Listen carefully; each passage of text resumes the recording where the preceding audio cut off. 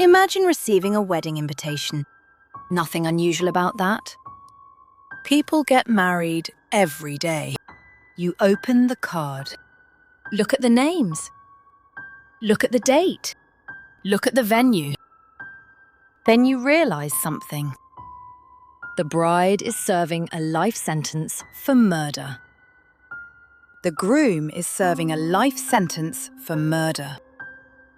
And the wedding has been approved by the court.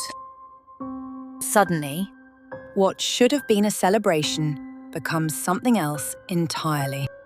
Because while one family is preparing flowers, another family is preparing legal objections. While one family is discussing wedding clothes, another family is looking at photographs of someone they'll never see again. Tonight, we are going to talk about 2 murder cases that shocked India and the prison romance that brought them together. Welcome to the podcast You Can't Unhear. To understand why this wedding became so controversial, we have to go back years earlier, before the prison, before the court hearings, before they ever met. Because PRIYA SETH and HANUMAN PRASAD were strangers, completely unrelated, living separate lives, committing separate crimes. Yet somehow, their stories would eventually collide. Let's start with PRIYA. Unlike many criminal cases, her childhood wasn't marked by violence, or abuse, or instability. She came from an educated family in Rajasthan. Her father was a university lecturer. Her mother was a teacher. Her uncle was a professor. Her grandfather had been a school principal. The future seemed straightforward. Study hard. Build a career. Become successful. And for a while, that's exactly what happened. In 2011, PRIYA moved to Jaipur to pursue a PhD. The goal was simple: become a professor, build a stable future. But somewhere along the way, something changed. Friends noticed she wanted a more luxurious lifestyle. Expensive trips, flights, parties, designer items. The kind of lifestyle that looked impressive online, but came with a price tag. And eventually, she found a way to fund it. Or so she thought. In February 2018, PRIYA met a man through Tinder. His name was supposedly Vivan Kohli, a successful businessman from Delhi, wealthy, confident, the kind of profile that stood out immediately. His real name was Dushyant Sharma, 28 years old, an entrepreneur. And after months of chatting, he agreed to meet her. May 2nd. Dushyant arrived at an apartment in Jaipur expecting a date. Instead, he walked into an ambush. 2 men were already waiting inside: Dikshant Kamra and Laksha Walia. Before Dushyant could react, they attacked him, restrained him, forced him to the floor. Imagine that moment. You think you're meeting someone you've spent months talking to, someone you've trusted, someone you've shared details of your life with. Then suddenly, you realize none of it was real. The group demanded money. They contacted Dushyant's family, demanding 10 lakh rupees. His father listened helplessly as his son begged for help, begged for payment, begged to come home. The family gathered everything they could, but they couldn't raise the full amount, only 3 lakh. They transferred the money immediately, hoping it would save him. It didn't. Because now the kidnappers had another problem. Dushyant knew too much. He knew Priya's face. He knew where they were. He knew enough to identify everyone involved. According to investigators, the decision was made. Dushyant would never leave that apartment alive. The attack became increasingly violent. A knife. Repeated wounds. A pillow pressed down.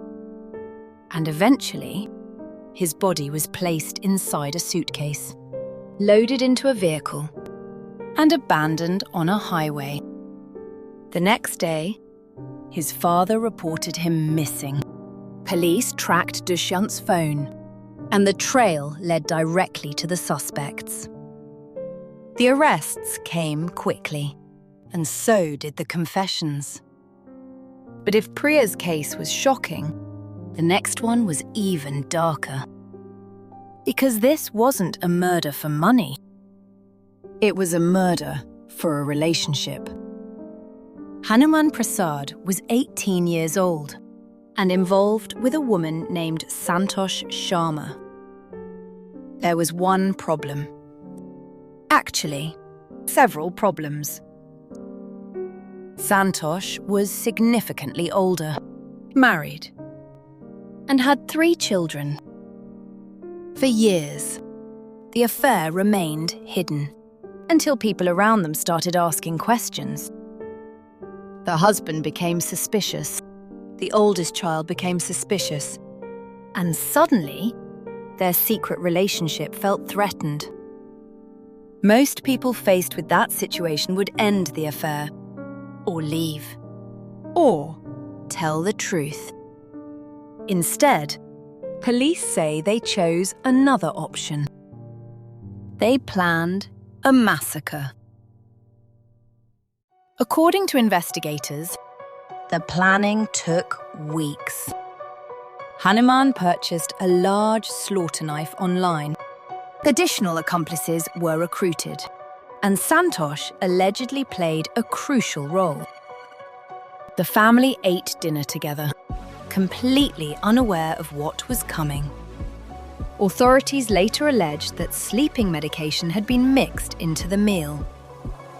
Then, everyone went to bed. The house became silent, dark, still. And sometime during the night, the attackers entered. The husband was asleep. The oldest son was asleep. Neither had a chance. But something went wrong. Other children woke up. A cousin woke up. And suddenly, there were witnesses. According to prosecutors, the plan expanded. Not because those victims were targets, but because they had seen too much. By sunrise, multiple members of the family were dead. The next morning, Santosh acted as though she had just discovered the scene, screaming, crying, collapsing. For a brief moment, police believed her. Then the inconsistencies started appearing. Years passed. Trials concluded. Sentences were handed down. Life imprisonment. And that should have been the end of the story. Except it wasn't. Because in 2025, both Priya and HANUMAN were transferred to an open prison facility. Unlike traditional prisons, certain inmates could work during the day, move around designated areas, interact with other prisoners, then return in the evening. And that's where they met. At first, just conversations. Then longer conversations. Then meals together, work shifts together, walks back to their housing units together. Months passed. And somehow, two people convicted in completely separate murder cases began falling in love. Or at least, they believed they had. By late 2025, they decided they wanted to get married. Families were informed. Invitations were prepared. Lawyers became involved. And eventually, an application was submitted. Not for freedom. Not for an appeal. For a wedding. Then came the decision that ignited national debate. The Rajasthan High Court approved temporary parole, 15 days, specifically for marriage ceremonies. The wedding would take place. Then both would return to prison. And immediately, people were divided. Some argued rehabilitation means allowing prisoners to rebuild their lives. Others saw something very different. Because while PRIYA and HANUMAN were preparing for a wedding, other families were still visiting graves. Maybe that's why this story became so controversial. Not because two prisoners fell in love, but because it forces a difficult question. What is prison supposed to be? Punishment? Rehabilitation? Both? And if someone is serving a life sentence, should they still be allowed moments of happiness? For some people, the answer is yes. For others, the answer became impossible the moment their loved ones never came home. Because while PRIYA and HANUMAN were planning a future together, Dushyant Sharma never got that chance.